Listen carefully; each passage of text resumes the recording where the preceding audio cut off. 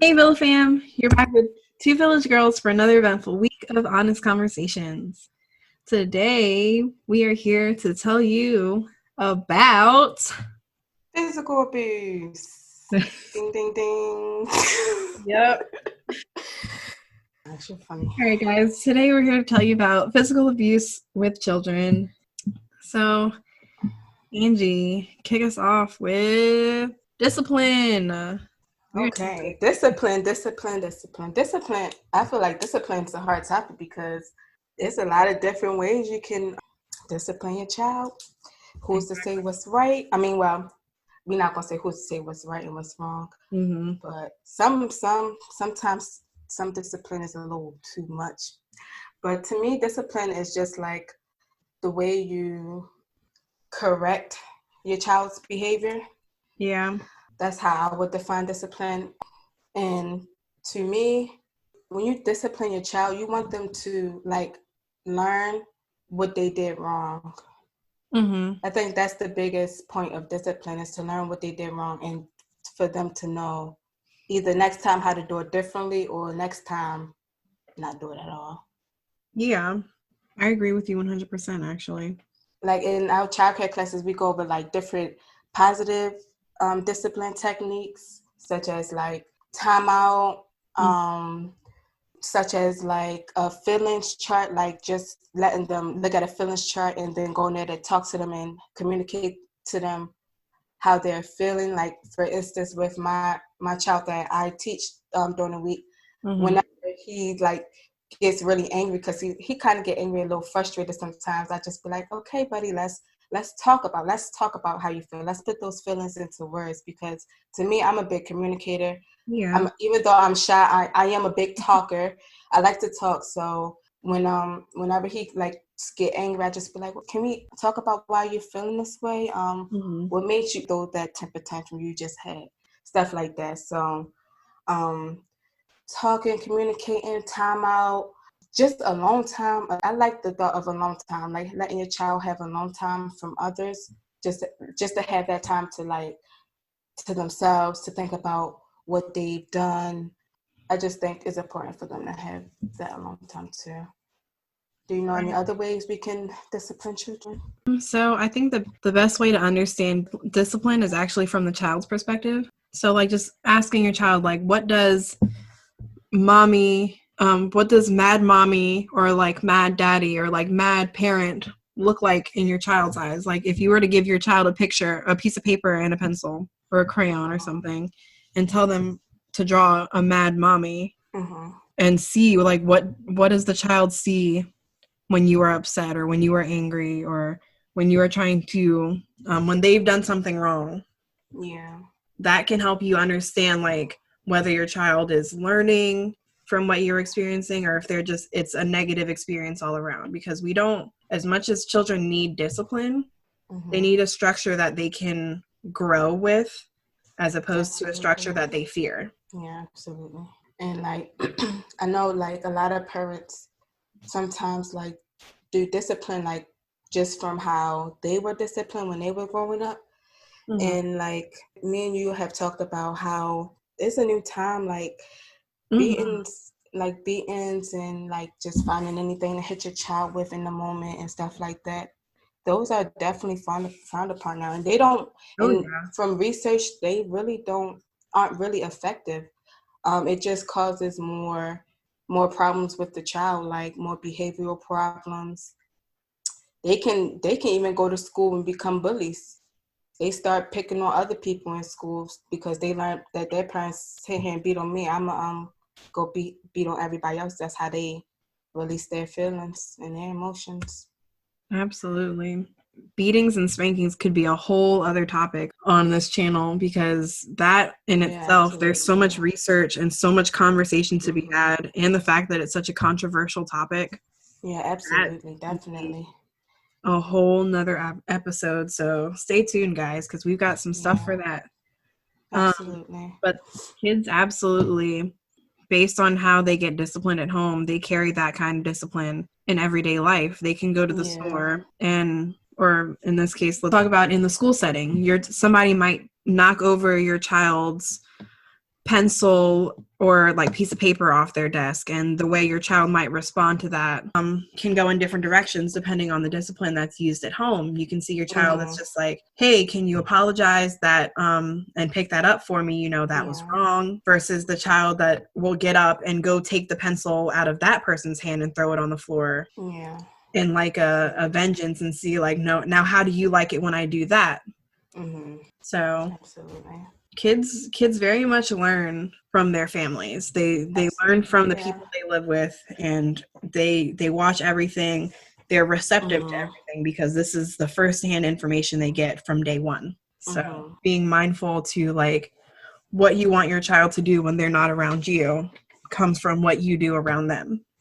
Yeah. Some effects of like physical abuse don't always result in bumps and bruises and scars and stuff. Like, you like children, like you might see scars and bumps in children, but that doesn't always mean that they just getting beat at home, because children are definitely clumsy. They definitely fall, definitely hurt themselves all the time. So that's not the only sign of physical abuse. Some other signs of physical abuse can be them having a hard time trying to make friends, and maintaining friends, because, you know, if their relationship at home isn't really good, they will have hard times making relationships with people out in the real world. And another thing, they'll probably have a hard time trusting certain adults. So if like their parent is at home beating them and stuff like that, they probably would feel like if they go to school or something, that if they was to get in trouble, like the teacher would possibly do the same thing. But, you know, we're not allowed to touch other people's kids. But, you know, with that, it's still the mindset behind it. Like the child might think that if I get in trouble, the adult might hit me, or this might happen because I'm used to this at home. Like you were saying earlier, they used to the discipline that they get from home. And it is really hard, you know, trying to discipline at home and then discipline from a school, from a teacher's perspective. Absolutely. Because like, I don't know, sometimes it's hard as a parent to discipline just with, you know, the time at work, you know, being away from home and stuff like that. You probably don't have a lot of time to discipline your child. But that's a good point. Another thing I would like to talk about is like children like who are being abused at home. They can sometimes become, like I said, more aggressive. They can also become, like I said earlier, abusers themselves. Like they can go to school bullying. They can you know, just start hitting, throwing things at people, kicking people, those little things that kids do, biting, all of those little things that can result from the abuse that they have seen at home or have went through at home. Absolutely. So some examples are like children I've seen working in the mental health hospital I worked at. We had children come in and they were automatically labeled by their families as aggressive. Okay. But then you get like their family history and it's like physically abused at like, for example, so like hypothetically, it's like physically abused from age 3 to age 7 at the hands of a male relative. Okay. So the first thing we'll notice in that child is that like, okay, they are completely either aggressive towards males or fearful of them. Both of which are signs that they've been physically abused, because it's either, oh, I want to fight everyone that looks like the person that hurt me, or I'm afraid of everyone that looks like the person that hurt me. So seeing those things, it's like the fight or flight instincts in children. It's like, I want to protect myself, and there are 2 ways I can do this. And other things we see is like children come in and they're like, okay, I know how to be dominant around here because my dad walks around and he beats me. Or even my mom walks around and she beats me and she gets her way in the world. So what I have to do is I have to come in and hit the smallest person in the room to make a point and show people that I'm the tough kid, I'm the tough person, and I'm a force to be reckoned with. And it's using in cases with children who have experienced physical abuse, their hands are their communicators. Because they lose that ability to use their voice, because they've seen that, oh, my family's hands work for them. My family's fighting instincts and beating instincts, they work for them. Those things get like results. So in order for me to get results in my life, I have to be physical. I have to stand up for myself in this way, because one, no one's going to listen to me otherwise, and two, it makes things easier in their eyes. So we do see a lot of those aggressive kids and those kids that become the abusers because in their mind it makes sense. In their mind, communicating doesn't work for them. So the way discipline, it's important to talk about the way discipline impacts the child's thoughts and actions. I mean, we've touched on that a little bit already, but just like really hitting home on that, because children have to learn how to develop proper communication skills. And that starts with the emotions. So it's very good that you're starting with the kid that you watch currently, teaching them that it's okay to be mad and it's okay to go through different ranges of emotions over different things. You know, touching back on the emotions chapter we did, like having those open communications about those feelings, it helps with processing the different challenges, because we all know life is challenging. We all know life gets hard sometimes. But in doing that, in that open communication from the parent and the child who is disciplined in an appropriate fashion will be able to say, hey, parent, guardian, I've done something wrong and I apologize. And like they'll take ownership for their actions, and they'll be more forthcoming with like what their experience was, and knowing, like they'll take responsibility for their actions. And they'll just start thinking more deeply about what they do and how it affects themselves, how it affects others. A lot of things work differently for different kids because, you know, kids work different. Kids are different. They're different. No kid, two kid are the same. So like when you, like I think in my class, when I was in my childcare classes, we had talked about how, you know, sometimes your discipline for your son might be a different discipline for your for the daughter, or even if it's still two boys, that discipline might work for him, but it might not work for him. Like talking and communicating to the one son might work for him, but if you're talking and just say something to him, his actions might, to the other child, his actions might not change at all. His behavior might still be the same, but that means that you just have to find another way to discipline that child, what works for him specifically. And it might take a lot of research to find out what specific discipline works, but it's just best to try. And you can starting young is what works best. Like when you start when you're young, try to figure out as a parent what will make raising him a little bit, you know, easier on me and stuff like that. Absolutely. I think that's a brilliant perspective, because as much as we, like as parents, like think we're doing the best, we also change throughout time, and times have changed. Like we talked about during like our like youth, like growing up, beatings weren't frowned upon as much. But like time changes, things happen, and like growth happens as a parent, as a child, as a newborn. We see like I saw something that said, don't raise your child how you were raised, because they were born in a different time. So that goes very, like I was raised by my grandmother, so you know she was raised in a whole completely different time. Absolutely. Where, you know, child abuse probably wasn't even like a big topic for real, honestly. But having that growth and being able to embrace like what is acceptable now, and it's hard to say that like in the grand scheme of things, because there are things that are going to be controversial regardless of what parenting style you have.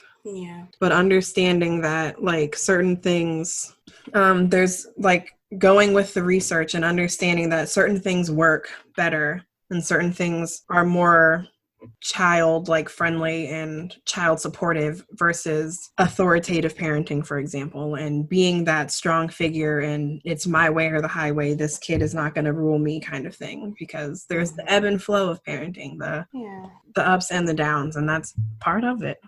In our childcare classes, or even our, you know, psychology, like our human development classes, I think we learned about, you know, the 4 different parenting styles Oh, absolutely. and how, like, how we all would go around the classroom and say what type of parenting style we would have, when we have our own children and stuff like that. And it's funny because my last class I just took on Tuesday, we had to go in groups and talk about Mm-hmm. what parenting style worked for us, or what we do to discipline the children around us in our life.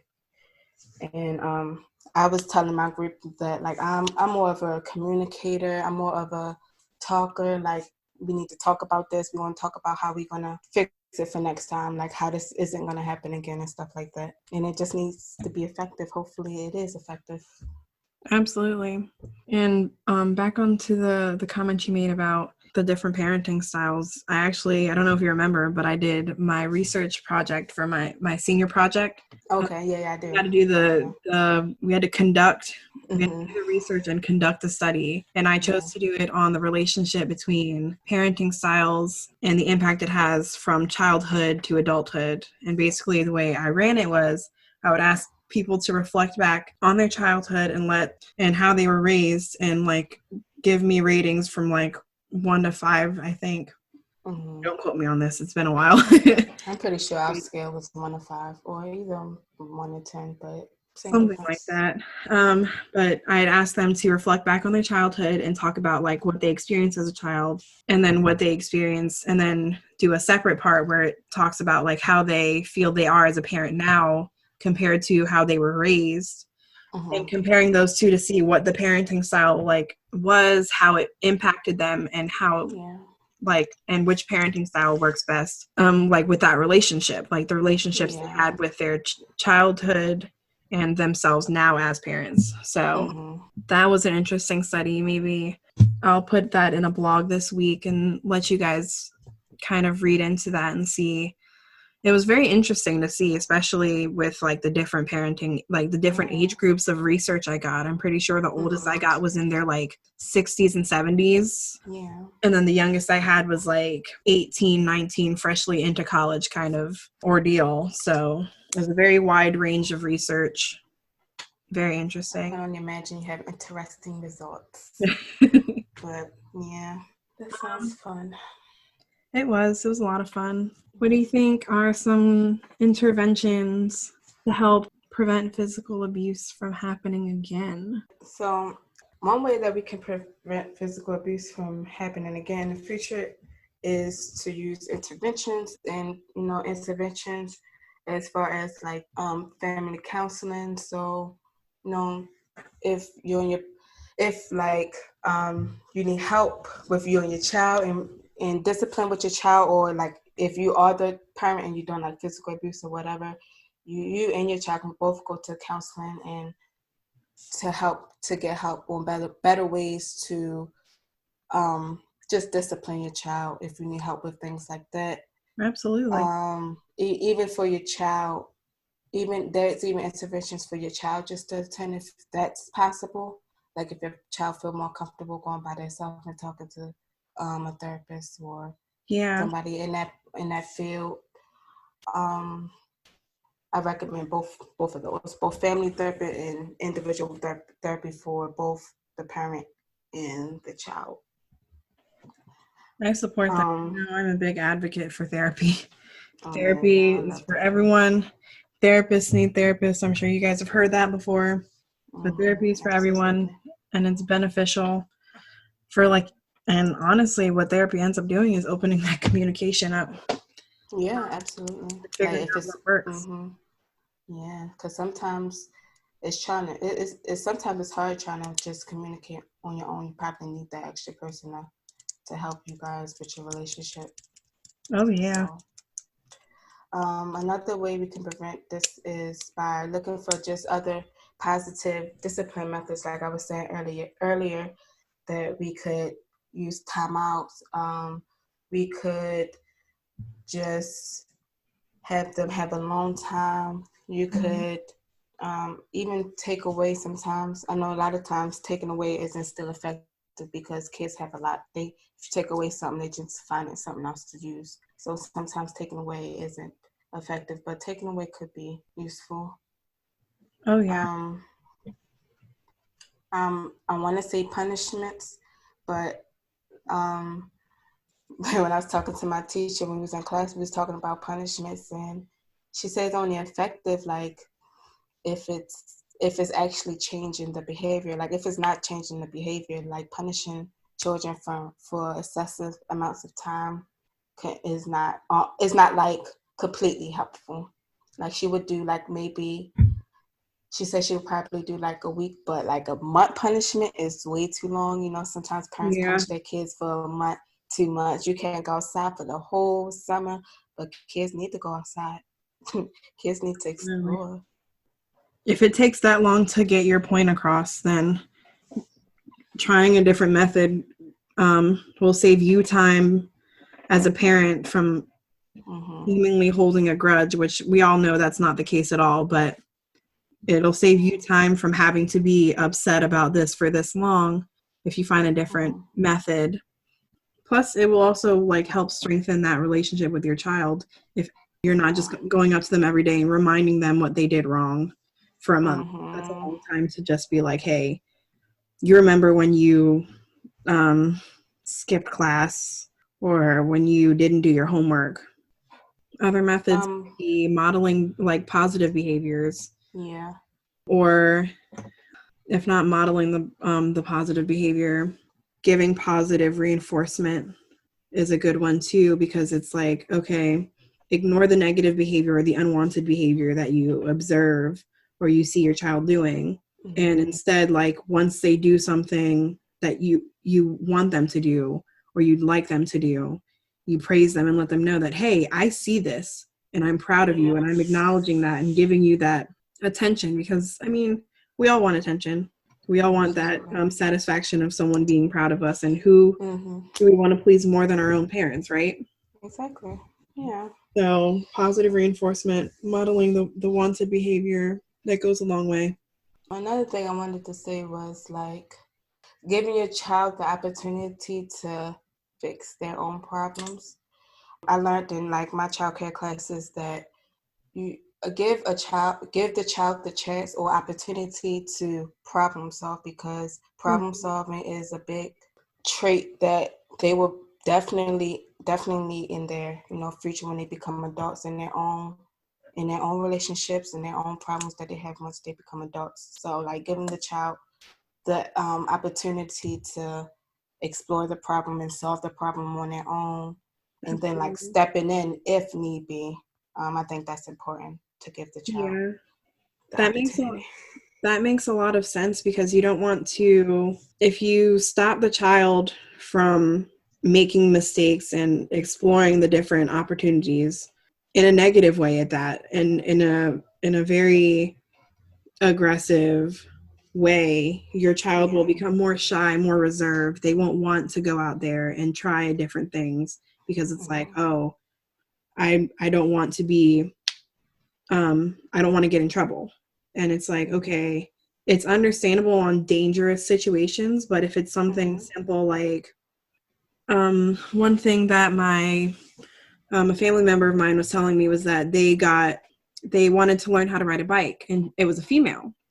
Okay. So she wanted to learn how to ride a bike, and she tried teaching herself, and she fell off the bike once and scraped up her knees.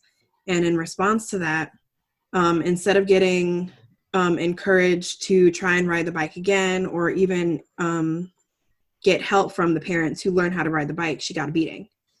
And the beating was, girls aren't supposed to ride bikes. That's that's not something girls do. You shouldn't be doing that. And she's this was a recent conversation I had with her, actually, and she was telling me that she never learned to ride a bike for that reason, and that's something she always wanted to do. And now she's in her 70s. Oh, She missed that's out good. on that opportunity because the discipline she got, she was afraid to get back on the bike, on top of the fact that she'd fallen down and already hurt herself. Oh, So those kinds of things, having it took that opportunity away from her because she was scared to get in trouble again, and she never got that experience. She never got to do what she wanted because she was that fear and yeah, that abuse. It changes you. absolutely. It does. And it's something simple, riding a bike. Yeah, it is so simple. That's why it's so interesting. I mean, like it's something as simple as riding a bike. Yeah.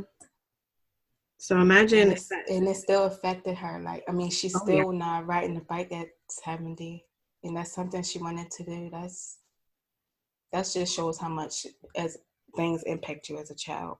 Yeah. It's just like it impacts you over something so light, so simple, riding a bike. But then it's like, imagine going out into the world and trying to get your first job. Yeah. Or trying to, like you said, making friends. Yeah, like especially if your parents are more so, fixing your problems for you. Like you won't be able to like go and fix those problems when you go to a job or when you have your own friends. Or Absolutely. even, like we was talking about maintaining friendships. You're not gonna be able to know how to, like if you and your friends are arguing, you're not gonna be able to, like, how do I fix this? Without losing the friend or without Yeah. messing up that, like without missing out on something. Mm-hmm. It has such a negative impact on like the child development and the growth. There's no growth if it just stops. Yeah.